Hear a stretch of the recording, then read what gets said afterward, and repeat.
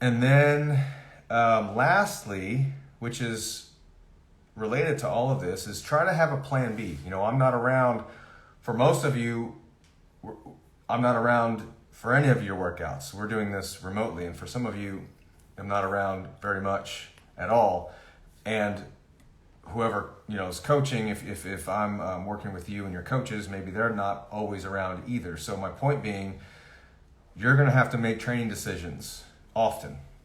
A lot of you already know this, and you should have options. You should have a plan B in your back pocket in case you have a setback in the session, something unexpected that goes wrong, or even if just you're super fatigued and you need to change things up.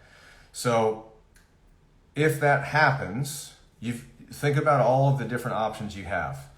We've already talked about a few of them. You can go lighter. You can slow the tempo down. You can reduce the range of motion. Maybe you pull from blocks or you squat to a box. You can change the variation of the movement, a back squat to a front squat to a belt squat.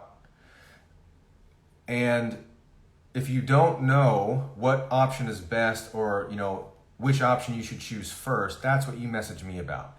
Say, okay, this happened during this session. I know I should have a plan B, but I didn't quite know what that was going to be. Then you and I have a discussion about that. And over time, you're able to intuit a plan B for pretty much any scenario, because you'll find that there's only so many scenarios that are unique. And you're going to be able to think about, okay, I know what to do during this session. I'm still going to message Quinn, still message me about what happened. But instead of, hey, something happened and I just didn't know what to do, so I stopped training. That will evolve into, hey, this happened, but I was able to adjust X, Y, Z and finish the session. Was that, the right call or and something like that? But it'll change to you being able to make these decisions, and us then assessing and making any modifications going forward. But that's the end goal, and that's a process. I don't expect you. There's no one great answer.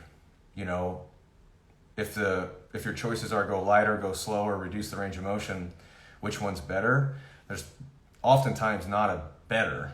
Just choose one. Choose the one that you're confident in, that makes the most sense with the equipment that you have and any time constraints, and what you prefer, and what actually allows you to get the training in. And then we'll talk about it and we'll assess from there. But end goal is just to always have a plan B, and we'll talk about it.